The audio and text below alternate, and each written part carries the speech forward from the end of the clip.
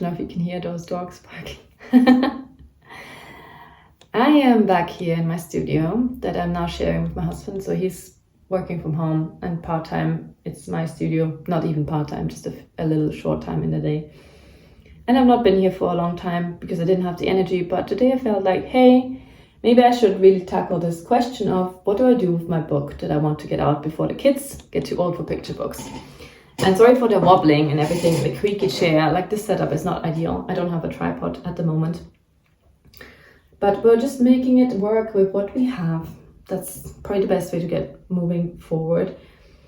And I'm looking at this page currently. Sorry, it's again a very dirty iPad. I just grab it quickly after. I don't even wipe it. I just work on it. I probably should start apologizing for dirty iPads and just wipe it down before filming, like any other person probably would.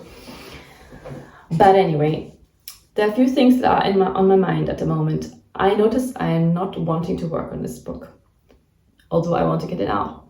And I think that one of the reasons is that I have an unsolved question in my mind, which is, why has this book not been picked up so far? Why has it not been picked up by a publisher? And is it because the text isn't well written? I mean, that's totally entirely possible. And maybe I need to have someone look over, and before I invest all this time finishing this book, have someone with a critical and honest opinion, but that knows about books, especially about picture books, how they should be written and what's appealing and what works. Have a look on it and over it and just give me some feedback, because if the story is good and it's fine, then of course I can labor over the images and get it done and get it out. But I think deep inside myself I have this fear that it's actually not a good book and it's not actually worth my time, and maybe that's why I'm not investing myself into it. That no one wants to read it, that it's just badly written, that it could be improved potentially, but it's not good how it is right now. And I think maybe you can relate, but I noticed that there's this critical voice that sometimes we're overcritical. We have this idea of perfectionism and we want it to be the best it can be, which makes sense. But of course, you can also never stop improving something. You can overwork something. And I've been working on this for a long time, over many years. I've had people look over it in the past. I've made some improvements, but then have not had no one else now check on them. So maybe I do just need to have someone, maybe the Society of Children's Book Writers and Illustrators Critique Group that is in Manchester. Maybe I just need to let them have a look. And back then they gave me some feedback that I wasn't taking on board at that time, but since I have made some changes according to that feedback.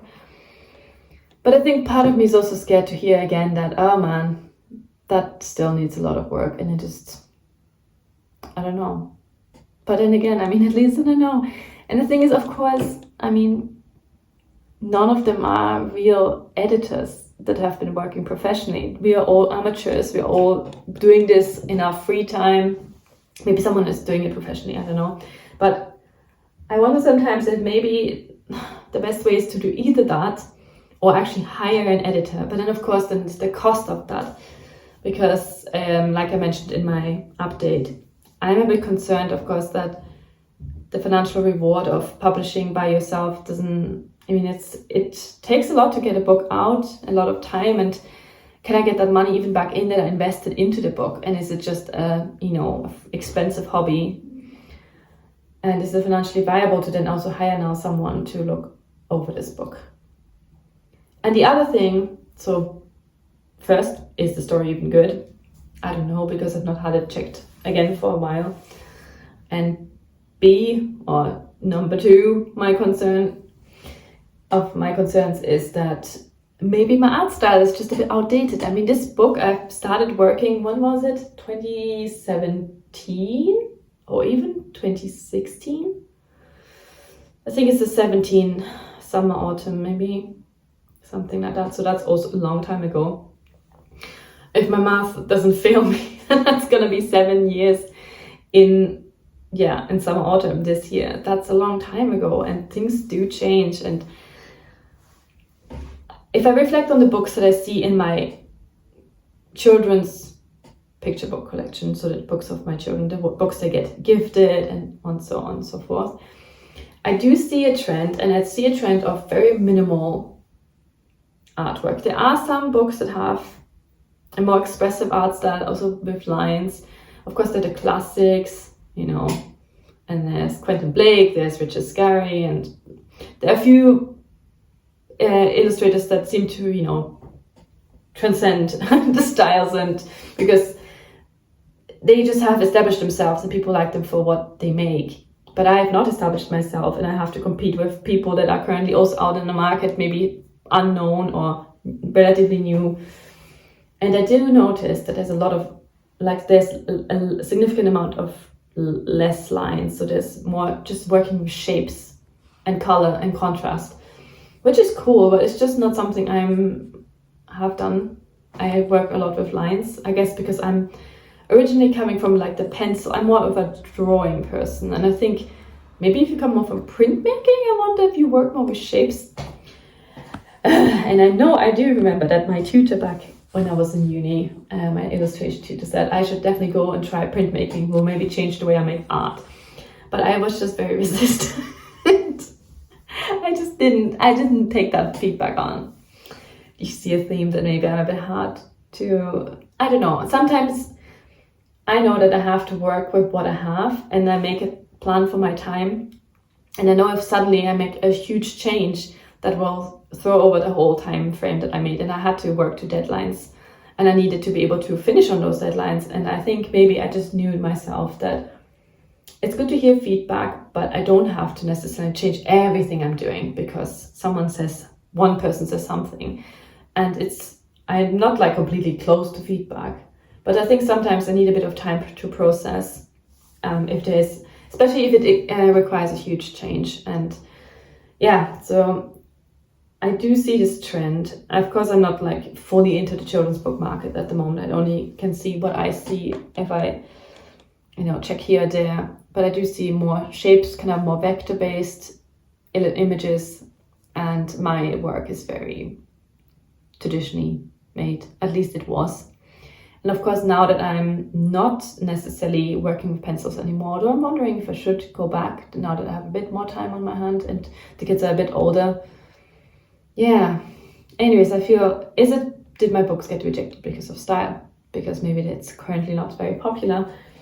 And there's a lot of open questions in my mind that maybe I need to address, but I just don't really quite know how. And one action point, of course, in this way, if you are in a similar situation, is to actually go and try to get feedback if you think your story might not be good. But getting feedback from people that maybe know kind of what they're doing and have some experience. Of course, again, feedback is feedback. You hear it, you can appreciate it for what it is. It's someone else's opinion. And then you do with it what you think is the right thing to do. And going to the Society of Children's Book Writers critique meetings, if you are a member, I think it's quite affordable to become a member, and they have worldwide chapters. So US, parts in Europe, in the UK, we have one in Manchester, for example, a group, and sometimes they do online critiques and sometimes they do in person. And I've been twice, maybe. So considering how long I've been a member, I've not been very much. But yeah, that would be an option. Hiring a picture book editor, maybe someone who's actually worked professionally in that field, that would be an option. But of course, it's more expensive. It costs more than the membership, I think, for the whole year to hire an editor for maybe a once check. I don't know. But just for my own quick research, I found a person that I might message. But yeah, maybe I just don't want to hear that it's bad. But what if it's good? I mean, I just don't know. When you look at something for so long that you have no perspective on it anymore, I keep going back to it and I like it. But then I also do make changes just to tweak it. I don't know. I'm feeling a bit frustrated, if you can't tell.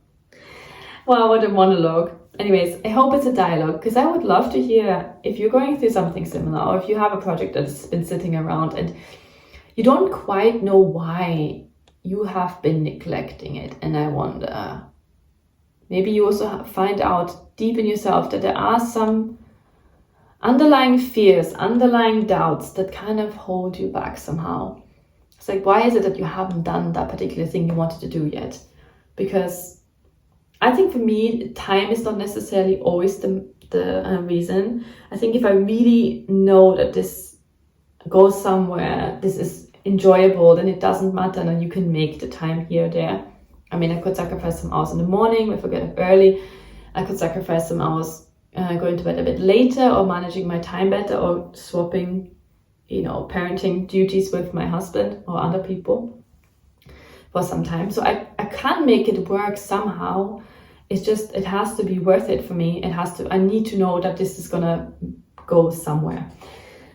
I wish I would have showed you more drawing, but that's like, honestly, this is the tough stuff. This is the stuff why people, I think, procrastinate, because why the heck are we not doing the things we want to do? And I think in truth, there just must be something deep in ourselves that says, actually, it's not worth it. It's pointless, or maybe there are some things I still need to figure out. And yeah, I think that's what I haven't really figured out yet. I'm not clear enough yet to make a clear decision of what I want to do. And the only thing I thought I could try today is see, would I like my book if I try to change the style a little bit? Because I have dabbled more in more clean, digital looking images, and I think it's not something I'm known for. It's not something I necessarily feel so drawn to, but I don't know, maybe I need to stay open. Maybe it's good not to get too stuck. Yeah. It is also much harder to recreate a traditional feel on, for example, the iPad. Yes, you can buy all these brushes and you can try. I even have made my own brush set that I'm actually still selling somewhere on my Instagram. You can find the link, I think, where I try to imitate my pencils. But of course, it's not quite the same, because it's not interacting with real paper. It's not, mixing itself in a really organic and real way. It's just not possible to fully recreate it. It's very close, and maybe if you don't look closely, you would not notice the changes, for example, I've made digitally, but I can see it. And I wonder if maybe also I'm missing that tactile element of actually touching the paper instead of the iPad. The iPad has a paper screen for me that's called PAPERLIKE. On top, it's a quite nice iPad screen as protector, but actually I use it so it feels more like PAPERLIKE. And I can link that down below. I really like that brand. It doesn't make strange noises. It's matte. It's not so reflective. I don't know. They have a new iteration that I've not tried, but I used the first version and I've been very happy. So it is kind of similar. So is that really the reason why I'm hesitating? I just don't fully know. Why am I procrastinating? And I'm talking about it now for almost 10 minutes, 13 minutes. I don't know, a while to this phone where I'm filming. Yeah, that's the tough stuff. And again, I'm also wondering, is this even worth talking about? Because isn't it nicer to see people making progress? And sometimes you don't see those quite annoying, underlying, deep issues that can keep holding people back for years. I feel like I had valid reasons why I wasn't working on this as much as I could have maybe. But yeah, I think still I like it. I don't want it to just go to waste. I feel like it hurts me too much, the thought of just setting it down and never touching it again. That would hurt me too much. And I think that means that there is something that really I connect with. It's not just the sunken cost of I've invested so much time, but I still want this to come to life. And I still care about this story enough to have these worries and thoughts. And anyway, does this even make sense? Maybe you're more of a person who's like, I have an idea, I will execute. And I'm actually like this very often too. But maybe because this has been such a long project, And there have been so many feelings around it, and there have been so many tries of getting this book into someone's publisher's hands. I've had my portfolio reviewed by professionals, art directors, however, not editors. So maybe that's why also I'm a bit concerned that yes, the art works, but maybe the story doesn't. But yeah, I've got such good feedback. I mean, I'm just like, thank you for the good feedback, but why does no one pick it up? And maybe I just need to, push it out more. Maybe it does need to change. Like we know when you just don't know and you tried and it just doesn't work. That's when you really ask yourself, like, what am I supposed to do? And do my kids even find this appealing? Is it maybe harder for them to understand? Maybe I just need to print this stuff out and show them the dummy and see what they think. But again, I've bought beautiful, probably successful books, I guess, and my children not necessarily always like them, or they have preferences, different preferences. And it also sometimes depends even just on the time. Like maybe now they like these, then now they like this. They like that very much and now they don't like it anymore. So it's like, I think just my kids' opinion, unless it's of course only for them, maybe it's not the only way to judge if it's good or not. Okay, I feel like I talk too much, but yeah, I would be curious. Have you experienced this? Are you going through something similar of, I know that I need to work on something, but I don't. What is actually, why is that? And what can I really do realistically?